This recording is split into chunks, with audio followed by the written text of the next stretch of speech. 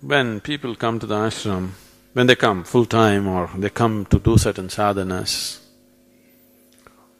we don't tell them why. Only now in the last few years we started talking about it, otherwise all these years we never spoke about it.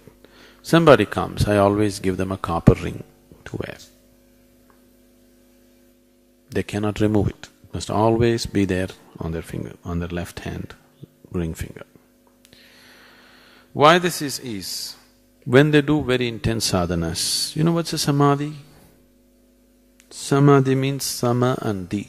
Sama means equanimous, di means buddhi, equanimous state of intellect. When intellect becomes equanimous, there is no duality. When there is no duality, when you don't know which is me and which is you, now your life energies do not know where to be, so they may go anywhere. So the point of contact with the body becomes less and less. It can be brought down to a point where your point of contact with the body is just one-pointed. When somebody becomes one-pointed contact, we say nirvikalpa samadhi. If a person is in this state, if I just do this, he will leave the body for good. Even a pinprick is enough. Just prick him with the pin, he will leave the body. He will be in such a fragile state. His contact with the body is so minimal, he is elsewhere already. But just one point contact with the body, this is known as samadhi. When people are in such states, we keep them in protected atmospheres, very, very tightly protected atmospheres. Nobody is allowed to go there except a few people who are prepared for such situations. But when we do certain work, one of the things was the consecration of Dhyanalinga. We were required to be, people who were involved were required to be in such states of samadhi, but at the same time they were required to be intensely active, which is very risky. People can very easily leave the body. One moment of unawareness, they can leave the body and they may not be sometimes able to regain the body.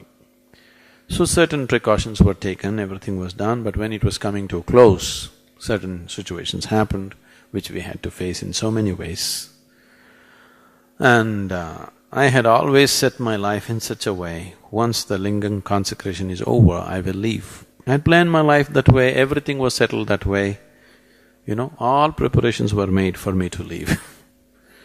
But because of certain situations, certain changes that happened in the situation, we made efforts to recover the body.